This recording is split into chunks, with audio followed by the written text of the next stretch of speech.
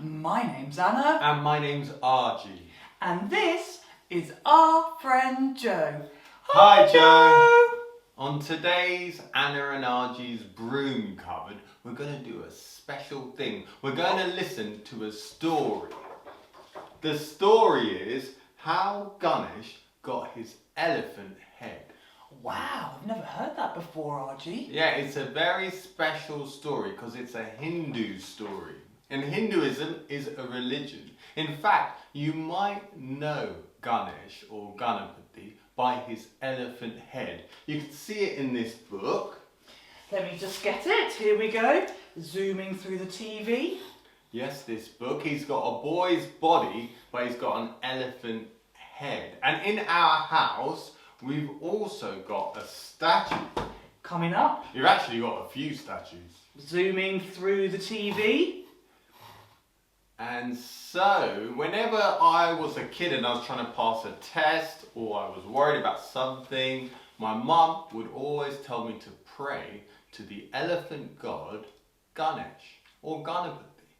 And today we're going to hear the story of how he got his elephant head. The story begins with a god and a goddess. The god is Shiva.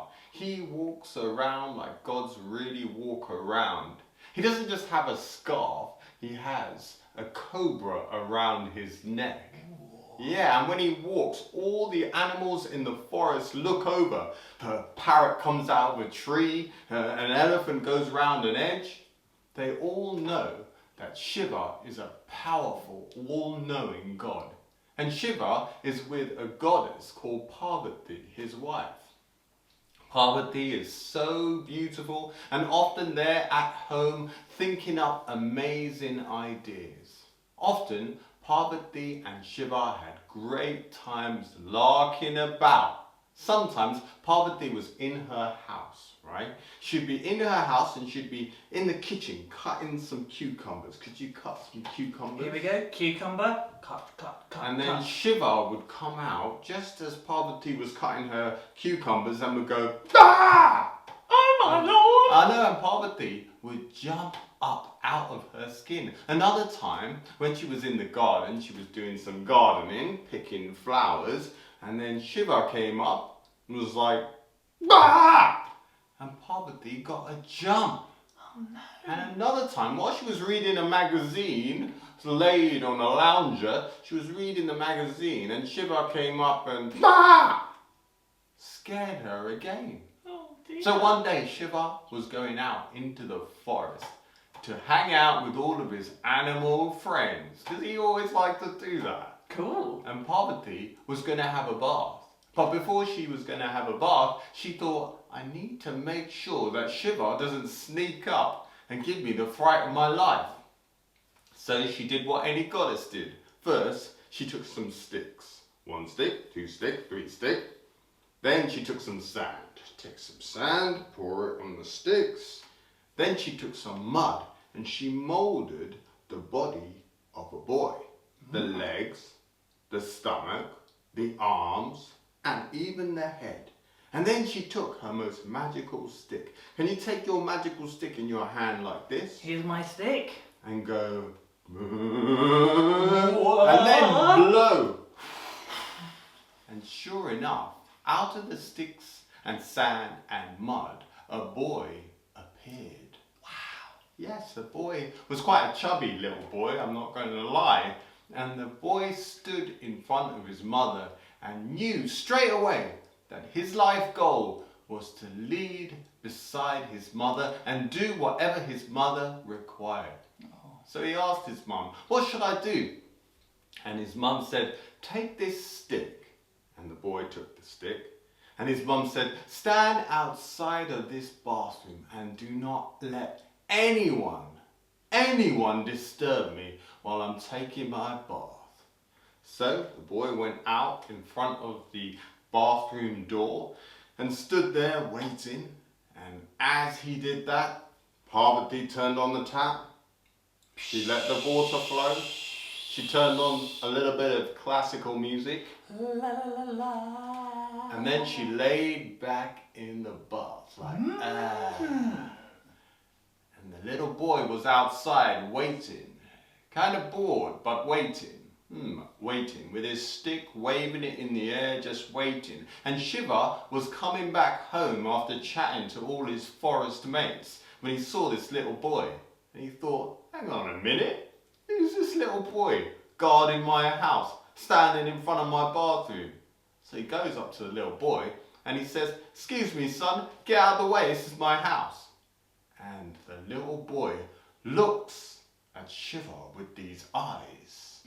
He looks at him really hard and he says, thou shalt not pass. And Shiva was so shocked. He was a god. No one talks to a god like that. He was so shocked he turned around and walked away. He was like, what's up with this little boy?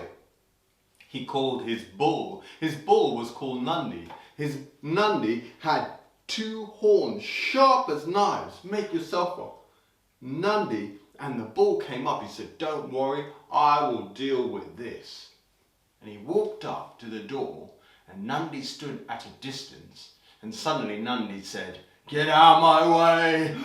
And he hit all the dust, so the dust and sand rose up into the air and the boy didn't move. And Nandi said, get out of my way, but the boy didn't move. And then Nandi started to run. A bull runs super fast as he could run. And as he got closer, the boy said, thou shalt not pass. And he waved his stick like this. And next thing he knows, Nandi, the bull, fell to the ground and scraped his whole face along the sand. And then got up and ran straight past Shiva. Well, Shiva was shocked. He'd never seen a grown bull be brought down by a little boy. Shiva thought there is something strange about this boy. Next thing, Shiva, he rang up his mate Brahma. Brahma was a super wise and intelligent fellow living in the clouds on the east side. He said to him, bring, Brahma, I need some help. I got a boy here. He won't let me inside my own house. Brahma came down. Brahma with a rich, thick, white beard, even bigger than Santa Claus. So wise he was that he could solve any problem in the universe. He said, don't worry, I know little boys, they will respect their elders. So he walked up to the boy and he said, son, please listen to me. I am your elder, respect me. I'm asking you, move away from this door. And the boy looked over, his eyes suddenly serious. He said, thou shalt not pass. And he grabbed the beard of Brahma and he yanked it. And Brahma ran off. Never heard of such a thing. Shiva was so shocked. He didn't know what to do. He called out with a horn to Kartikeya, his other son. Kartikeya came with a whole army. Each of them had a bow and arrow. Grab your bow and arrow. Coming up. They pointed it from miles away. They pulled it back as far as they could. And fire! All the arrows through the sky were going right towards the little boy. And the little boy stood there looking at them. He didn't move. He took his magic stick. He held it in the air and he said, thou shalt not pass. And all the arrows, just like that, fell to the ground. Shiva was shocked. Brahma had been beaten, Nandi the bull had been beaten, Kartikeya with all of his army had been beaten. He did not know what to do. Shiva looked into the forest and he called all his animals. And slowly the animals passed by very slowly. This was all part of Shiva's great plan. First an elephant, then a deer, then a couple of snakes, not to mention a few birds. And just as they walked, the little boy was very distracted. He looked over. I've never seen an elephant before. And as he was looking over, Shiva came with his strongest weapon. Shiva got closer and closer and closer, and the boy was completely distracted, looking off into the distance. And suddenly Shiva went, strike! And cut his head clean off. And the head felt like boom, boom, boom. And the body felt like boom. And Parvati heard what was going on. She came out of the bath And as she came out the bath, she fell to her knees and she cried. Oh. She was really sad. I mean, it was her son. And she had made him from sand and mud and sticks. And she was so sad that you could hear her crying across the whole forest. Shiva hated to see Parvati so sad. So Shiva made a promise. He said, I shall go into the forest and I shall find an animal with the perfect head for your boy. Ooh. And so he went off into the forest and he said he wouldn't return unless he could do it. And so first he came across a tiger. Let's see a tiger's face. He looked at the tiger's face and he thought, it's a bit scary. Can't have a boy with a tiger's face, that's a bit weird. Next thing, he carried on walking and he saw a snake. And he thought, no, I don't know whether I want the eyes of a snake or the tongue of a snake. And he was quite tired. He went to the top of a hill and he saw a family of elephants. Oh. And elephants were gentle, they were wise, they had long memories. And noses and trunks. Yeah, they do. They have a trunk and they're very peaceful, aren't they, really? Gorgeous. Yeah, so he saw a baby elephant with a family and he went up to that elephant's mother and asked her, can I take the head of your son? Your son will live on forever once I take it. And the mother, because he was Lord Shiva, said, yes, you can.